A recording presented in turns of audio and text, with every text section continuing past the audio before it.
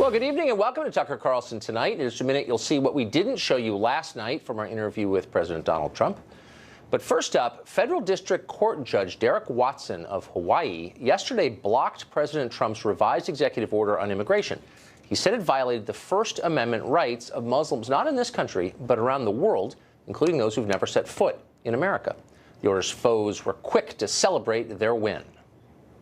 You cannot snap your fingers and make intent to discriminate go away simply by substituting one document for another. We felt compelled to assure that we will not tolerate discrimination. They were trying even harder to mask what was a religious animus, and animus just means, basically hostility. This very, very important victory for the state of Hawaii and for the country of the United States of America.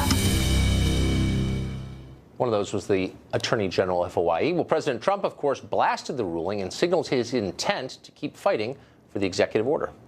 A judge has just blocked our executive order on travel and refugees coming into our country from certain countries.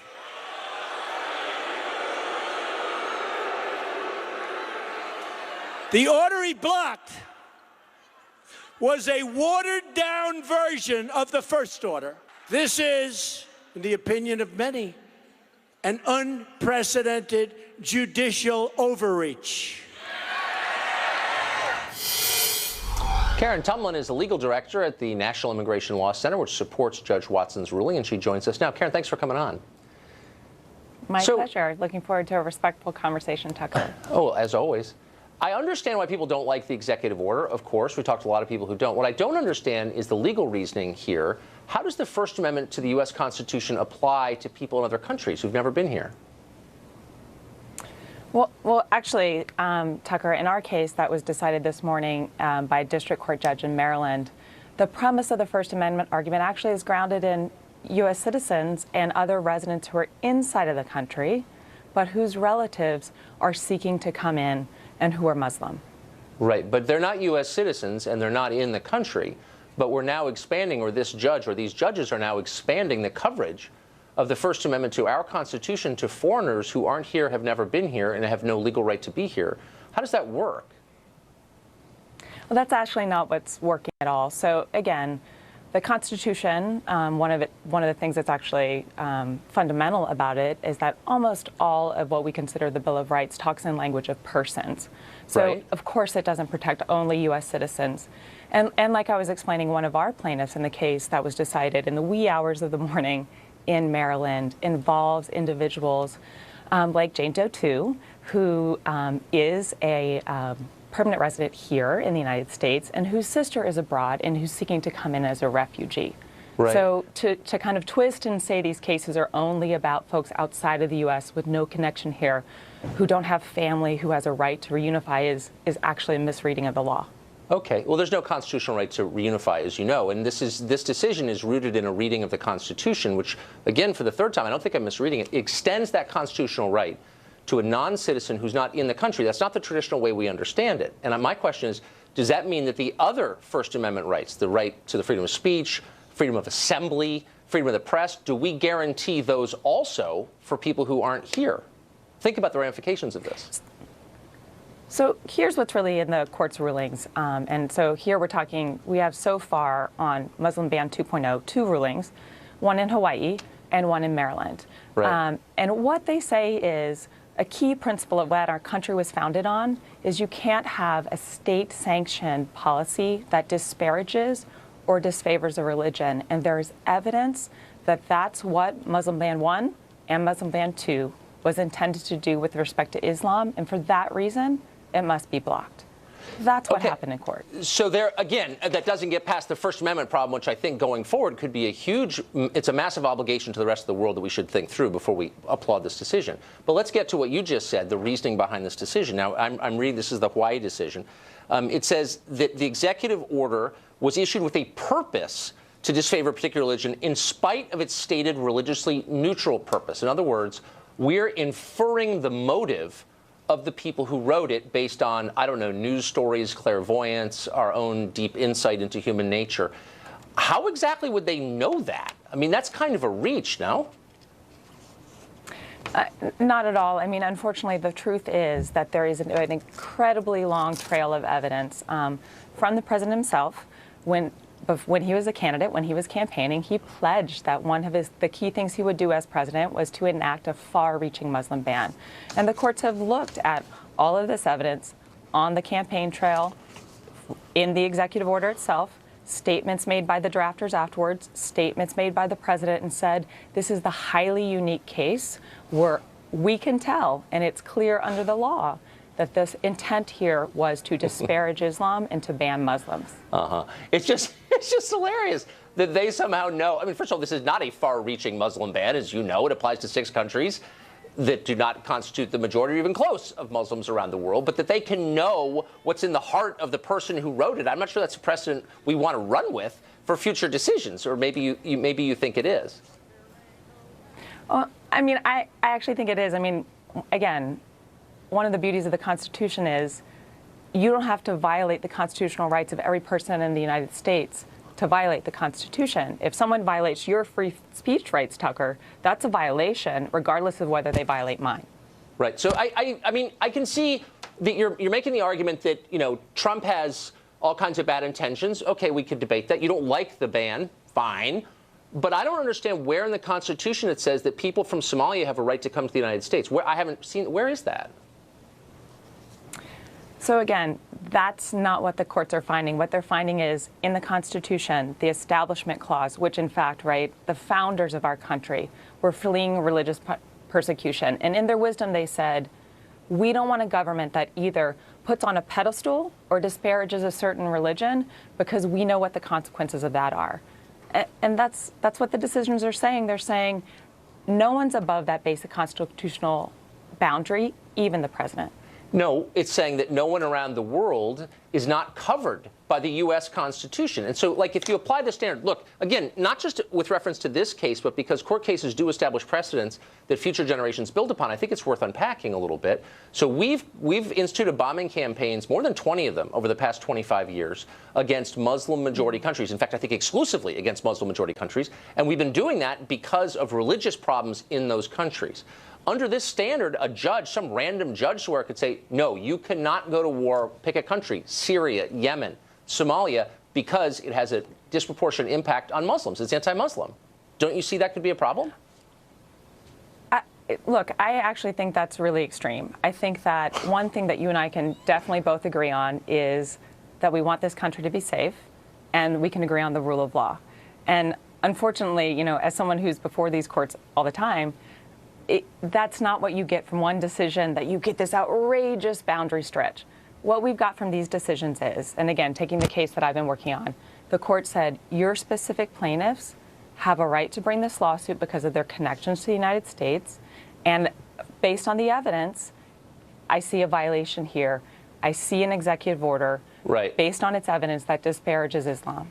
But look, you say I'm stretching it. If you had told any person you meet on the street 2 years ago that some judge would say that Somalis who've never been to this country are covered by the U.S. First Amendment, you would get blank stares. And people would say that would never happen. Let me ask you this. Doesn't this empower judges in a way that's uncomfortable? So Trump has got over 100 judicial appointments to make, 123, I think. Probably mostly be conservative. What in 2 years, one of them decides, you know what, I don't like American abortion law. And I think it's discriminatory against unborn children, and I'm going to invalidate it unilaterally because I'm a judge, and now I have this power. I can change our immigration policy because I'm a judge. That's not the way the country's supposed to run, is it? Well, that's not the way I view judges, right? I appear before judges all the time, and I don't see them adhering wildly to political beliefs. I see smart judges who've been appointed by presidents on both sides of the aisle. And so, again, I don't buy into that as the ramification. I think if you had told people 2 years ago that we would have a president who made it a hallmark of his campaign to disparage a religion and to make a difference between people in this country based on how they choose to pray, I think you would have gotten blank stares. Okay, last question. So you think it's unconstitutional for the United States president or Congress, or how about citizens, to make a meaningful distinction between immigrants from Somalia and immigrants from Norway? We're not allowed to say there's a difference. There's a difference in effect on the people who already live here. That's unconstitutional? At no time did I say that. That's the basic conflation. That's a problem with this executive order. What I'm saying is the fundamental principle of the First Amendment Establishment Clause is the U.S. government cannot favor or disparage a religion. You Okay. talked about countries. So I'm talking about freedom to pray. So for like 20 years, the official U.S. policy was to give preference in emigration from the Soviet Union to the United States to Jews living in a very anti-Semitic world under Soviet communism. And that was our policy. Do you think that was unconstitutional? I think you're citing the Lautenberg Amendment, which was duly passed by Congress after specific evidence of persecution of a specific group, and I do not think that was unconstitutional.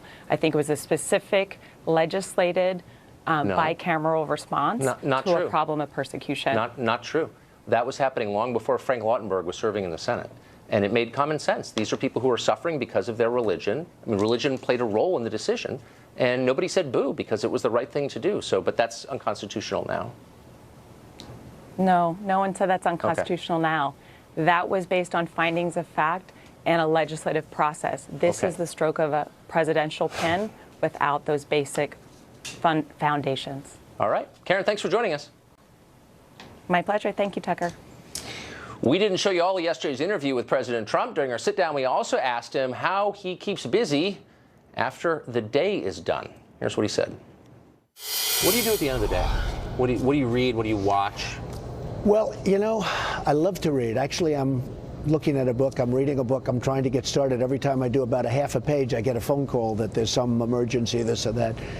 But we're going to see the home of Andrew Jackson today in Tennessee, and I'm reading a book on Andrew Jackson. I love to read. I don't get to read very much, Tucker, because I'm working very hard on lots of different things, including getting costs down. The costs of our country are out of control.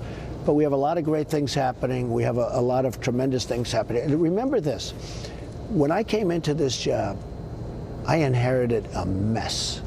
It was a mess in the Middle East. Whether you like it or not, the economy was very, very weak. You look at the 96 million people. You look at all of these people. Now, I have good work numbers. I have very good work numbers, you know, employment numbers, unemployment numbers. And so they say 4.6, 4.7, and I'm supposed to take a bow.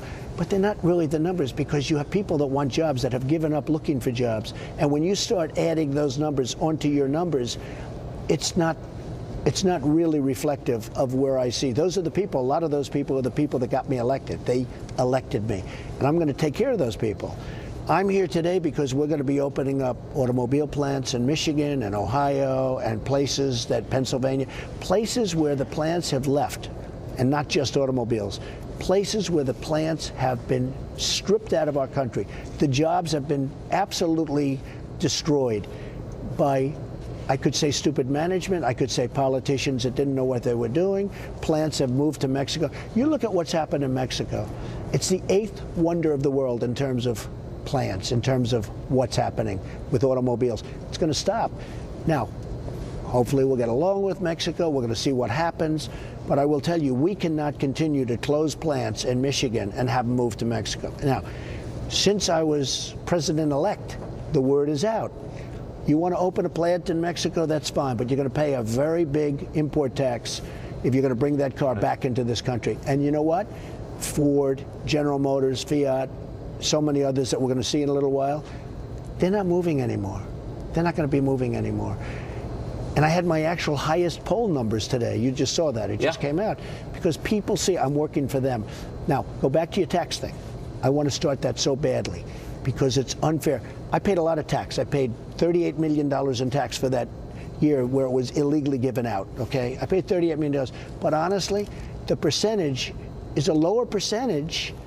It's a lot of money, $38 million, but that's a lower percentage than somebody that's working in a factory someplace, and that should not be. Up next, President Trump says he will be the final victor in the spat over whether President Obama wiretapped him. Charles Krauthammer here next to assess that. But White House Press Secretary Sean Spicer got into it with the press today over President Trump's claim he was wiretapped by the former President Barack Obama. For more on that, we go to Trace Gallagher standing by. Hey, Trace. Hey, Tucker, it wasn't exactly a rumble in the jungle, but it was a pretty good battle from the opening bell, or in this case, the opening question from ABC News chief White House correspondent Jonathan Karl, who asked Sean Spicer about the House and Senate Intel committees, saying they didn't see any evidence of wiretapping. Watch. That there was no, hold on. I understand that, Jonathan. And where was your passion and where was your concern when they all said that there was no connection to Russia? Where was it then? You crickets from you guys, because at the end of the day, when hold on. I'm making I'm trying to answer your question, Jonathan. If you can calm down. After a few more counterpunches, Spicer spent the next 10 minutes quoting media, beginning with a New York Times piece on the Obama administration expanding the National Security Agency, which reads in part, quoting, "The new rules significantly relax longstanding limits on what the NSA may do with the information gathered by its most powerful surveillance operations, which are largely unregulated by American wiretapping laws." Then the briefing got combative again when CNN's Jim Acosta said he'd done plenty of reporting on this, and it's already, quote, all been looked at. Spicer called Acosta's comments, quote, cute, and questioned how he became such an expert on the subject. Here it is again. Somehow, you seem to believe that you have all of this information. You've been read in on all of these things, which I find very interesting. I have been read in by the FBI. Well, so you're coming to some serious conclusions for a guy that has zero intelligence. Class. Give me some credit. I'll give you some. A little intelligence, maybe. But no, clearance. What I'm saying is that I wasn't done. Clearance. Those two panels. Maybe both. Acosta later tweeted that it was a troubling sign that Spicer wouldn't directly address the Senate Intel Committee's statement. Tucker. Trace Gallagher, thanks. President Trump insisted in our interview yesterday that he will be vindicated in his claim that President Obama spied on him, wiretapped him, during the 2016 campaign. Why not wait to tweet about it until you can prove it? Don't you devalue your words when you can't provide evidence? Because the New York Times wrote about it. You know, not that I respect the New York Times. I call it the failing New York Times. But they did write on January 20th using the word wiretap. Other people have come out with right, but big you're the president. You have the ability to gather all the evidence you want. I do, but I think that, frankly, we have a lot right now. And I think if you watch... If you watched the Bret Baier and what he was saying and what he was talking about and how he mentioned the word wiretap, you would feel very confident that you could mention the name. He mentioned it, and other people have mentioned it. But if you take a look at some of the things written about wiretapping and eavesdropping, and don't forget, when I say wiretap, those words were in quotes. That really covers, because wiretapping is pretty old-fashioned stuff, but that really covers surveillance and many other things. And nobody ever talks about the fact that it was in quotes, but that's a very important thing. But wiretap covers a lot of different things. I think you're going to find some very interesting items coming to the forefront over the next 2 weeks. Well, author, columnist, and American thinking man Charles Krauthammer joins us now. Charles, thanks a lot for coming on. I guess what bothers me about that is I think that it's overwhelmingly likely that electronic communications from Trump advisors were swept up by American intelligence agencies during the campaign, either for good reasons or bad. But I think it likely happened. But I think the White House's unwillingness to prove it distracts from that. It undervalues or undermines their case, but also it detracts from like a conversation we should be having about surveillance. And it makes you question the credibility of the president on anything. Right. You know, he really should stop digging. We have now had the heads of the Senate and House Intelligence Committees, a Democrat and a Republican, come out and say they haven't seen a shred of evidence that this is true. There is nobody in the administration who will say this is true.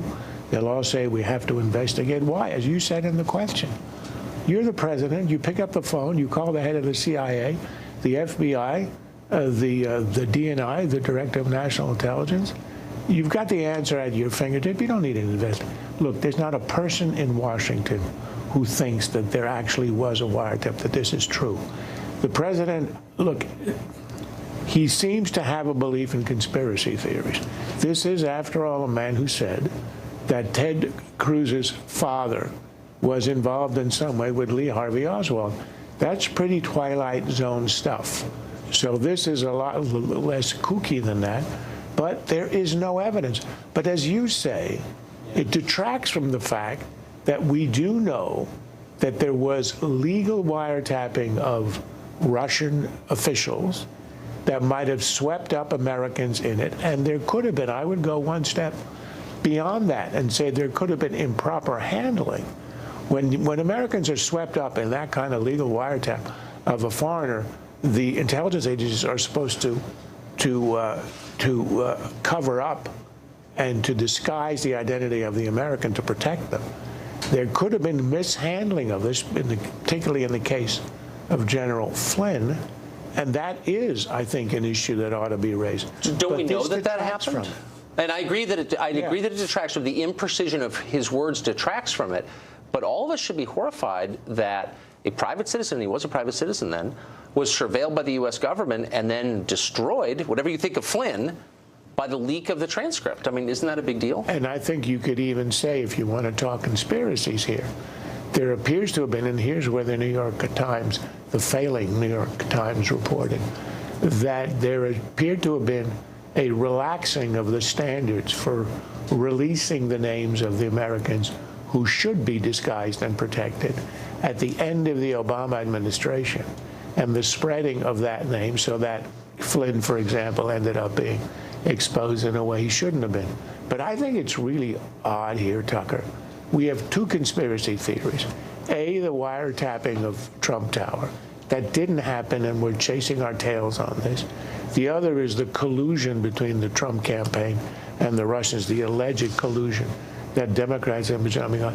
There is no evidence of that either. We just had today Mike Morell, who is sort of a pro-Clinton former deputy head of the CIA, saying there's smoke, but there's no fire here. Right. And the head of the DNI, Clapper, a guy who was at odds with Trump, had no reason to favor Trump. He says he hasn't seen a shred of evidence. So you have two conspiracy theories, huge investigations. The town is swept up in a frenzy on two accusations where there is no evidence. Yeah. Meanwhile, the debt ceiling came and went, which is actually last question. Every time I talk to people on the intelligence committees who are charged with oversight of the intelligence agencies, they always strike me more as fanboys and defenders of those agencies rather than as people who are acting as a backstop against overreach and protecting our interests as the public. Why is that? Why the Stockholm Syndrome?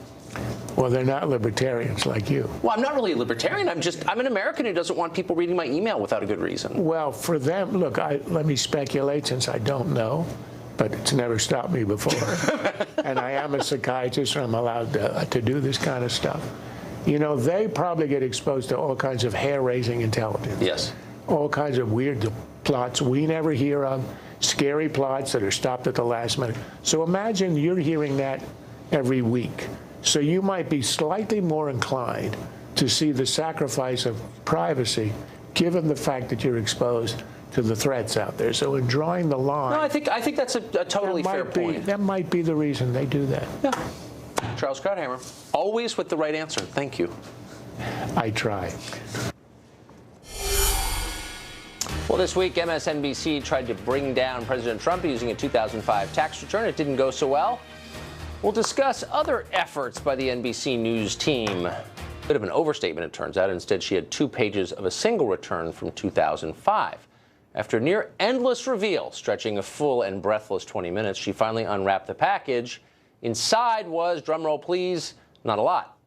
Trump made a ton of dough that year. He also paid a ton of taxes. Indeed, he paid at a higher rate than President Obama last year, and at nearly twice the rate that socialist plutocrat Bernie Sanders somehow got away with. Find his accountant, please, quick. I need his number.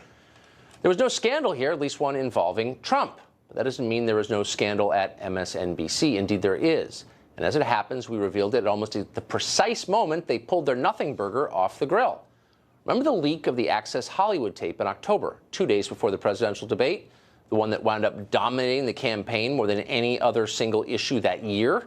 Well, it turns out the whole thing was a setup devised by NBC executives in an effort to derail the Trump campaign. As we reported, that tape, which was NBC property, shot by NBC cameramen for an NBC show on NBC property, was stealthily leaked to a Washington Post reporter. Why is that? Well, it didn't happen by accident. According to our sources at the network, NBC News Division head Andrew Lack knew about it. So did Today Show anchor Matt Lauer. The company's motive was pretty straightforward: keep Trump from becoming president. Well, it didn't work, of course, but that doesn't change the fact that one of the biggest news networks in the world took an active side in a closely fought political race and then lied about it repeatedly. They posed as journalists, but they acted like political hacks. Well, we've asked NBC to explain, but they have, weirdly, refused comment. Perhaps they're too busy concocting a new Putin-Center conspiracy theory to explain how, despite their fervent efforts, Hillary Clinton lost the race anyway. Joining us now from New York City is radio show host Tammy Bruce. Hey, Tammy. Hey, Tucker. Nice to be on. Well, what I find odd is that news organizations are, by definition, committed to openness. So if you say to a news organization, hey, we think you've done something dishonest, something stealthy and feline, and then lied about it, don't they have an obligation to at least respond and explain? Well, they would if they held those same standards, and of course you do. The problem is to not project onto these other entities. It's clear that some still hold those standards and others do not.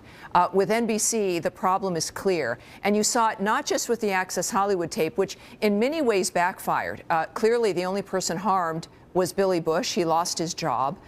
This was a dynamic where originally people thought, well, it had to have been a rogue staffer, whereas in fact, look, it was, as you mentioned, people in the NBC News division. The man, by the way, who was running the Today Show at the time, just last month was promoted to heading up NBC News in its entirety. So they seem to have liked what it was that transpired somehow. And then the Rachel Maddow debacle. And what happens is there's a desperation to, in fact, since this was personal, they had an interest in influencing the election. And when you get desperate and suddenly news is not the issue or genuine critique is not the issue, you're going to make mistakes. You're not going to know where to stop. And your judgment in and of itself is clouded. And that is what's, of course, informing this entire framework for at least that one network, if not others. Well, right, because they put their political aims above their job as purveyors of news. It was a real story. It was a real tape. You could debate, whether or not Trump knew he was on camera or whatever, but it was a real thing. And they didn't run it on their own network. They sent it to a competitor, the Washington Post, because they wanted the outcome to be the same, and they didn't want to be tied to what was clearly a partisan act. Yes, and there was some debate even then, as I've read in some reports, that there was, California laws about taping people are different than other states, and it would have been risky, and they wanted to maybe take out Billy Bush's comments, and it got all messy, and it was just easier to move it to another friendly outlet that would, in fact, move it. This is when I was with Now and on the Left, when I was working with media, this is how it worked. If you couldn't find an outlet that would handle something first, you would get it to another outlet that then would do it, and then everyone else would pick it up from there. And this is the nature of collusion. It's been going on for quite some time. And so for NBC, and this is, of course, a message for everyone, is that you can do ultimately whatever you want. You can see your own desperation, but it will backfire. You can't lie to your own audience and take them for granted, as Ms. Maddow did and as the Today Show does, and expect them to remain loyal to you. Well, I think that's right. I mean, because look, you can have opinions. I've got a ton of them. I made a living on my opinions. I think that's legitimate. What you can't do is lie. Exactly. You're not allowed to lie. You're not allowed to say something is true when you know it's not. You can also make mistakes, which I've done many times. Yes. But you can't do it intentionally. And by the way, nobody asked them about this. They never apparently did an internal investigation, or at least never announced the results of it. And no other news organization said, how'd this tape get to the Washington Post? I don't remember any questions about that. Exactly. And this is when an audience, you've got a diverse audience, or even if you've got an audience that agrees with you politically, there is still an expectation of some level of transparency. Yes. They want to believe that, in fact, you might not even agree with what's being said, or like you said, if it's maybe even just opinion, but the moment you feel that you're being taken along kind of a sideshow, and you've got some snake oil salesmen, and you're being taken for granted, and what Ms. Maddow did, which is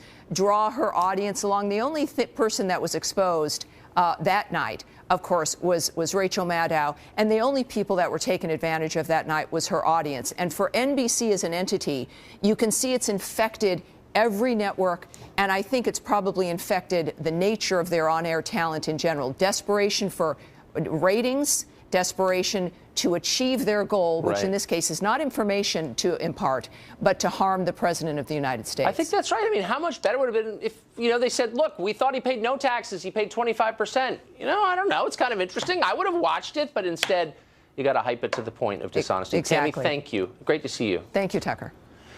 Up next, the Tolerance Police fired a University of Wisconsin lacrosse employee because she defended President Trump's policies. We'll have her on after the break. Again, this time in the state of Wisconsin. Until last week, Kim Dearman worked as a police dispatcher for the University of Wisconsin lacrosse. But after Dearman defended President Trump's executive order on immigration, the first one, to a coworker, the school informed her she would be fired for using, quote, threatening or abusive language. Today, the school's chancellor, Joe Gow, hastily offered Dearman her job back, saying she shouldn't have been canned without a hearing, you think? Kim Dearman and her attorney, Lee Fear, join us from La Crosse, Wisconsin. Kim and Lee, thanks a lot for joining us. So, Kim, this is apparently you've been offered your job back because you didn't have a hearing, but this was after the university explained that you had threatened and intimidated people. Tell us your version of what happened. Hi, Tucker. I had received the same email that everybody else had received in the university system regarding Chancellor Gow's opinion and his apology, and I had a casual conversation with the young lady that I was training, that I had hired to work in our department, and apparently she was offended by it, by me indicating that I thought terrorists or immigrants should be sent back to their Middle Eastern country. So that's what, excuse me, that's what you said? You said terrorists or immigrants should be sent back to their countries? I said, yes, terrorists should be sent back to their, should not be allowed into this country, and Right. any type of terrorist in this country should be sent back. Huh. And then she tattled on you to the school which fired you, is that right? Apparently, yes. So Lee, can you do that? It's pretty hard to fire people anywhere for expressing agreement with the presidential policy. That's grounds for firing in Wisconsin? Well, they clearly did not use the standards that they should have, and they did not follow their protocol. They were, one of the problems here is that we don't know what the standard is. We don't know what Mr. Gow will be offended by. It could be anything. Apparently the word immigrant is racist, according to what I've come to understand, and that immigrants going back to their country is a racist thought that should not be expressed in modern America, even though saying that immigrants should go back to where they came from is just talk, and President Obama sent millions of people back to where they came from. Right. President Clinton sent 13 or 14 million people back to where they came from. Well, I guess what I'm not sure why their actions are okay. My client's words are not okay. The president or the chancellor of the university who spoke, his emails are just fine, even though he retracted them and apologized to the state of Wisconsin. So, I mean, I guess what I'm struck by here is that you're not a tenured professor. You're a police dispatcher. I don't know how much you make, but a lot less than a tenured professor. And here is this guy with lifetime employment with a high salary disagreeing with you and just stamping you out, just crushing you. Do you want to go back to work there after this? You know, I've intentionally wanted my job back in the beginning, but now I'm worried about going back and being let go for basically any type of reason. Right. I noticed that he, in the note announcing you're being fired, said you had poor job performance. What do you think of that? I take offense to it. I had received a communication from my direct supervisor in December indicating that my performance was superior. Yeah, well, that was that was before you agreed with Trump. Big mistake. Thanks, Kim, and good luck. I hate to see this. Thank you. Thanks. Well, up next, it seems every day the press is hyping a new scandal you're supposed to care deeply about. And now one enterprising journalist has created a website that will remind you what was supposedly the end of the world just 2 weeks ago, because you can't remember, there's too much. We'll talk to her next. The press doesn't cover it accurately. They cover it very inaccurately, much of the press. Some of the press, by the way, some of the finest people I know are reporters. Reporters are wonderful. I'm talking about the fake media, the fake news, and there's a lot of fake news.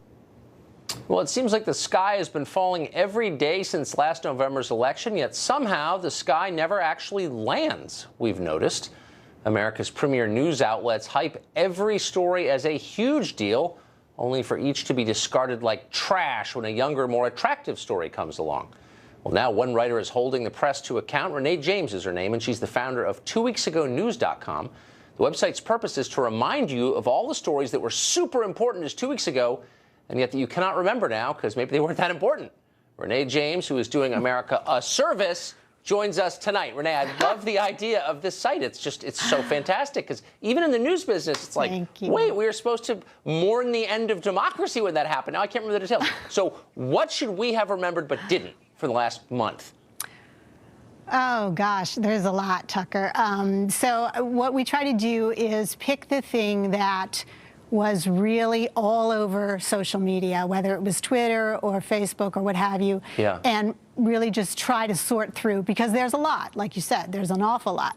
We try to sort through, but, you know, one of our favorites was the Nordstrom story, right? How we all had to stop shopping at Nordstrom right away because they carried Ivanka Trump products, and that's a bad thing. So it was enormous. It was outrageous. It was constant, and it was effective. I mean, Nordstrom said, got it, got it, got it, got it. We're dropping everything. Now, I don't know why they did, but they did. And the question is this. Fine, you don't have to shop at Nordstrom. You don't have to buy her line. It's all fine. But no one said anything about Bloomingdale's. Nobody said anything about Lord & Taylor. Nobody said anything about DSW. Nobody said anything about Bye Bye Baby. Nobody said anything about Bed Bath & Beyond. It's like all these people are involved. So what is the... It's just disingenuous, and it seems to me... I don't get it. So there's a story. I'd forgotten about Nordstrom Gate entirely. What else have I forgotten about? How could you forget? How could you forget Nordstrom? You do remember how he asked women to wear a dress, right? Everybody had to dress like a woman. Do you remember that? Vaguely. Okay, that was a very big deal. I was deeply upset about it. Yeah, I vaguely remember that. Because it was more than 2 weeks ago, so that's ancient history. But when it was 2 weeks old, we talked about it, and you know that was again enormous. And on Facebook, you know, women were outraged. And the truth of it is, it's a very odd statement to make. I get that. It's a very sort of sexist statement. It's a very sort of, you don't understand why he made it. So, you know, we thought, well, when did he make it? When did he say something so ridiculous and misguided? We looked and we looked and we looked and we looked and we looked, and you know what? He didn't. Okay? It was somebody Maybe heard, that's why I didn't and somebody. remember. Maybe that's why you didn't remember it. And it was somebody heard that he said, and da-da-da-da-da. And I just thought, you know, it's fine if it's sort of that, but you know what? He didn't say it. So I concede that, you know, saying it was dumb or even having that thought is probably not smart. If everybody else will concede that we have no idea what the dress code is in the White House. Okay, so wreck my night. Right? Wreck my night, Renee. Tell me one more story that I was really upset about but can't recall now because I'm getting old. Do you remember that the world was ending because the White House stopped talking to the press, right? Yeah, Everybody was kicked out. Everybody was kicked out. That was a very big deal, okay? I haven't heard one word since about anybody being kicked out. But you know what, maybe though? I'm missing it. I'll be totally honest. I remember where I was when that happened. It was like the JFK assassination. It was like when Princess Di died. That was a big moment for me. Renee, thank you for remembering, even if the aged among us can't. Great to see you tonight. You're welcome. Thanks, Tucker.